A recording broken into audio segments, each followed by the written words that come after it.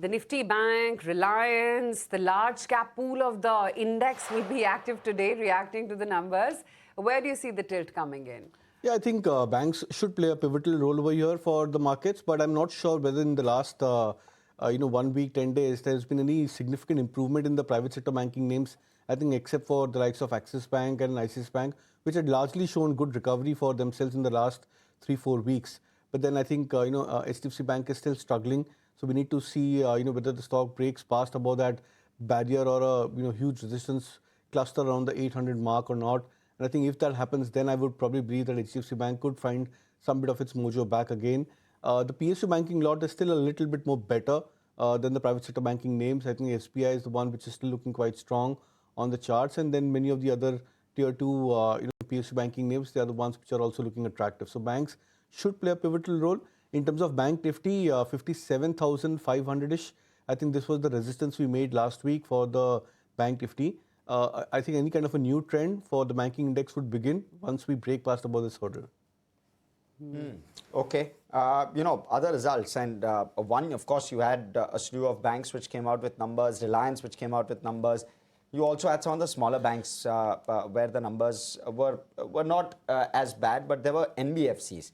M&M Finance, a very decent quarter, a very decent outing for the quarter ended Q4. There was a boost with regard to fee income. Margins were largely in line with expectations.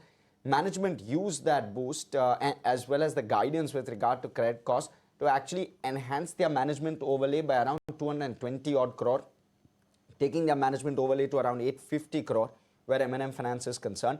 And therefore, largely met the credit cost guidance for FY26. But nonetheless, what they also landed up doing was created a huge buffer of 800 plus crore this year, which is a crucial positive for a player like M&M Finance.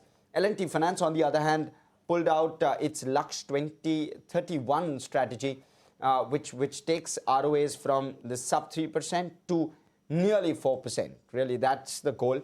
Margins, though, for this quarter were up 20 bips QOQ.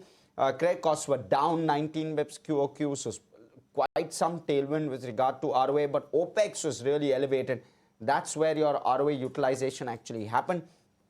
Growth was strong, slippages fell, credit costs got better. This is L&T Finance I'm talking about. So that also was a crucial positive. Any NBFCs, Kunal, which you seem to be liking at this point? Bajaj Finance will come out with numbers. Shriram Finance came out with numbers on Friday. Those numbers weren't half bad either. We'll speak with management today, but your top take with regard to NBFCs? So they're poised very well for themselves. It's just that these stocks have not taken off the way these stocks had, I think, in 2025 second half.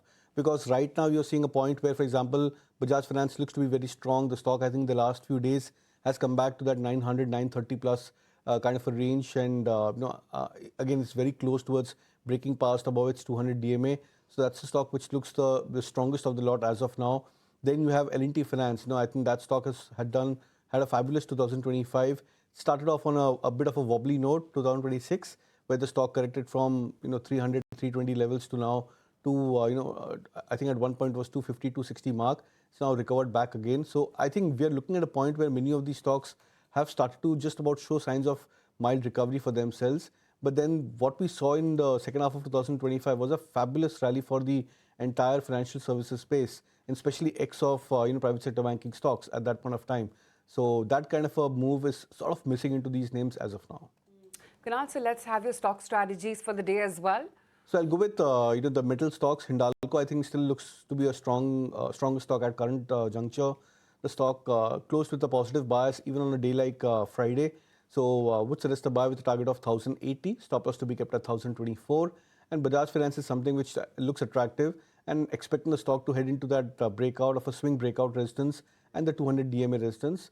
Buy with a target of 950, stop loss to be kept at 900. Okay, let's analyze the